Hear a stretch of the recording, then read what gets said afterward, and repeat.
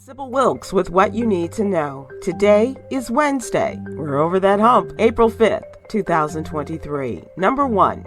Former President Donald Trump was formally arrested Tuesday afternoon, along with facing and responding to 34 felony charges brought by Manhattan District Attorney Alvin Bragg Jr. During his appearance, Donald J. Trump pleaded not guilty to 34 counts of falsifying business records. He then was released and driven to his plane with plans to give a speech upon his return to Florida Tuesday evening. The next hearing is scheduled for December 4th, 2023, with legal experts not expecting a trial to begin in earnest until after November 5th, 2024. That would be Election Day.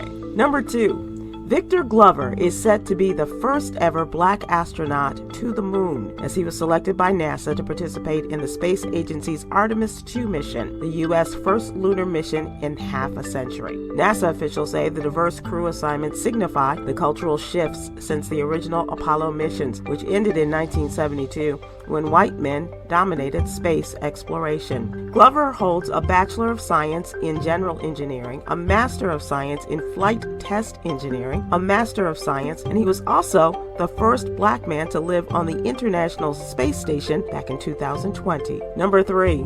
This week, state officials were scheduled to begin the process of removing Americans who no longer qualify for Medicaid as pandemic programs have expired. During the pandemic, about 90 million Americans qualified for Medicaid coverage. An estimated 15 million could lose that coverage. Most states are expected to take between 9 months to 1 year to complete the verification process, as the special enrollment period for people dropped from Medicaid began March 31st and will continue through July 31st, 2024. Number 4. On April 1st, over 100 residents from the Chesterland community in Northeast Ohio gathered in a church to listen to drag queens read to their children. According to news reports, Pastor Jess Peacock said they expected to receive a certain amount of backlash when they began publicizing the event, but the response to the story hour went beyond the usual. Authorities arrested a member of a neo-Nazi group in the area just a few days later in relation to violence inflicted upon the church a week before the event. Number 5. The family and friends of Demetrius Thomas are asking the public for help in locating him. The 16-year-old was last seen near his home in College Station, Texas, in the 1600 block of Southwest Parkway around 2 p.m. Anyone with information about Demetrius's disappearance,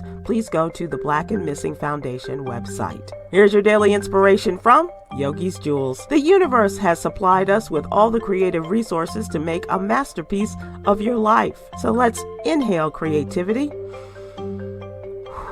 and exhale limits. Thank you to our What You Need to Know partner, the American Heart Association. Please join me today live on YouTube and Facebook at 7 p.m. Eastern, 6 p.m. Central with Stephen Hill, Myra J., and LGBTQ+ activist Quinn Townsend Riley as we discuss today's top headlines and more. I'm Sybil Wilkes. Be informed, be empowered.